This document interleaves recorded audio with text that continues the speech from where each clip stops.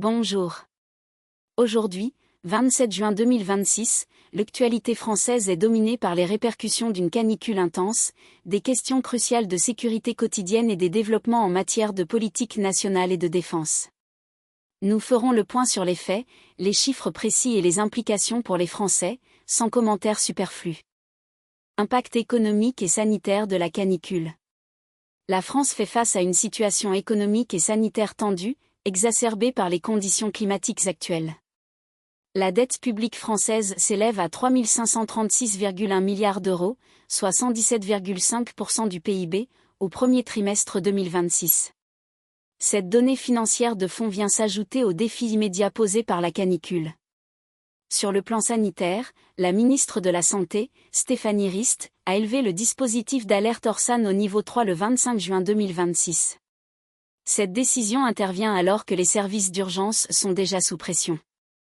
Les passages aux urgences pour motifs liés à la chaleur ont quadruplé en 24 heures, et les appels à SOS médecins ont également connu une augmentation similaire sur la même période. La ministre a déclaré : « On est dans une phase de crise ». Ces chiffres témoignent de la gravité de la situation pour les structures de santé et pour la population. Face à ces contraintes, le gouvernement a proposé la création d'un groupe de travail afin d'adapter l'activité économique et de protéger les salariés de la canicule. L'objectif est de trouver des solutions concrètes pour que l'économie puisse fonctionner sans mettre en danger la santé des travailleurs. Cette adaptation est d'autant plus nécessaire que l'impact économique de la chaleur se fait déjà sentir. Le président des Mousquetaires a constaté une explosion des ventes de climatisation et de packs d'eau. Cette hausse des achats témoigne d'une réaction directe des ménages face aux températures élevées et représente une dépense imprévue pour de nombreux foyers. Au-delà de l'urgence, des préoccupations s'expriment concernant l'évolution des coûts de la santé. Il est anticipé que les dépassements d'honoraires médicaux pourraient atteindre 10 milliards d'euros en 2040, soit un doublement par rapport aux chiffres de 2025. Cette projection indique une charge financière croissante pour les patients et les systèmes de remboursement. Ces faits combinés soulignent un double défi pour la France, gérer l'urgence sanitaire et économique immédiate liée à la canicule, tout en faisant face à des pressions structurelles sur les finances publiques et le système de santé. L'impact concret pour les Français se traduit par une exposition accrue aux risques sanitaires, une pression sur leur budget en cas d'achat de matériel de rafraîchissement, et des inquiétudes croissantes concernant l'accès aux soins et leurs coûts futurs. La souveraineté sanitaire et la capacité de l'État à protéger ses citoyens sont directement interrogées par l'ampleur de ces phénomènes. Sécurité quotidienne et affaires judiciaires. La sécurité quotidienne des Français est marquée par une série de faits divers graves et par de nouvelles menaces numériques. À Narbonne, un mineur de 17 ans, Louis, a été lynché à mort par 5 jeunes. 3 des agresseurs ainsi que la victime étaient placés à l'aide sociale à l'enfance, ce qui soulève des questions sur la protection des jeunes pris en charge par l'État. Un avocat, maître Patrick Ramael, a notamment déclaré qu'il n'avait rien à faire en détention. Ce drame met en lumière les défaillances potentielles dans le suivi de ces jeunes. Dans une autre affaire, Jérôme Barella est poursuivi pour le viol et le meurtre de Liana. Par ailleurs, sa compagne a porté plainte contre lui pour violence, ce qui ajoute à la gravité des faits et interroge sur la détection précoce des comportements violents. La protection des plus vulnérables est aussi au cœur des préoccupations. Un enfant de 3 ans a été retrouvé mort dans la voiture de ses parents à Saint-Gratien, dans le Val d'Oise, en pleine période de canicule. Ce fait tragique rappelle les dangers des fortes chaleurs pour les enfants et les conséquences potentiellement fatales d'un manque de vigilance. La nature elle-même a causé un drame à Biarritz. Un PN de falaise s'est effondré le 24 juin, tuant une femme de 33 ans et laissant un homme de 34 ans disparu.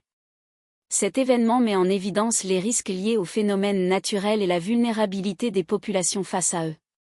Parallèlement aux violences physiques, les menaces numériques se multiplient et affectent directement les Français. Le Secours populaire a été visé par une cyberattaque, menaçant les données de plus de 500 personnes, dont des enfants. Cette atteinte à une organisation d'aide humanitaire met en péril des informations sensibles et fragilise la confiance des bénéficiaires. Le CERT-FR, Centre gouvernemental de veille, d'alerte et de réponse aux attaques informatiques, signale une recrudescence d'attaques ciblant les comptes de messagerie instantanée comme Signal et WhatsApp. Ces cyberattaques constituent une menace directe pour la vie privée et la sécurité des communications des citoyens. L'ensemble de ces événements interpelle sur l'efficacité des dispositifs de protection, qu'il s'agisse de la prise en charge des jeunes, de la prévention des violences, de la sécurité physique des personnes ou de la protection des données numériques des Français. La cohésion nationale est directement impactée par la perception de la sécurité individuelle et collective face à ces menaces multiples et diverses. Actualité politique et défense nationale. L'actualité politique et de défense nationale est marquée par des débats internes et des enjeux stratégiques pour la France. Jean-Luc Mélenchon a publiquement remis en cause la qualification d'acte terroriste pour les attaques du 7 octobre 2023. Cette déclaration a suscité des réactions et interroge sur l'unité nationale face à la définition des menaces. Parallèlement, la vie politique outre-mer connaît un moment décisif. Des élections provinciales se tiendront en Nouvelle-Calédonie le 28 juin, la droite loyaliste espérant une « vague bleue ». Le résultat de ces élections aura des conséquences directes sur l'équilibre politique de l'archipel et sur ses relations avec la métropole, influençant l'identité et l'unité territoriale de la France. En matière de défense et de renseignement, des documents importants ont été publiés. La délégation parlementaire au renseignement, la DPR, a publié son rapport annuel 2025 le 27 avril 2026. Ce rapport insiste sur la place centrale du renseignement pour l'autonomie stratégique et la souveraineté nationale. Il souligne l'importance d'une capacité de renseignement robuste pour la protection des intérêts français dans un contexte international complexe.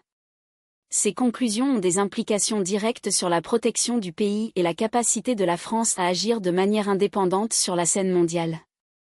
La Commission de la Défense a nommé ses rapporteurs pour avis sur le projet de loi de finances pour 2027 le 10 juin 2026. Cette étape est cruciale car elle prépare les budgets qui détermineront les moyens de nos armées et les orientations de notre politique de défense pour les années à venir. Enfin, un rapport sur les changements environnementaux et enjeux de défense a été publié le 24 juin 2026. Ce document analyse l'impact des évolutions climatiques et environnementales sur les stratégies militaires et la sécurité du territoire.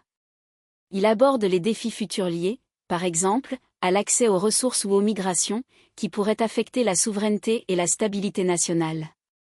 L'ensemble de ces travaux politiques et de défense nationale vise à protéger les intérêts fondamentaux de la France, à garantir sa sécurité intérieure et extérieure, et à renforcer sa place dans le monde, des préoccupations qui impactent directement la vie et l'avenir de chaque citoyen français.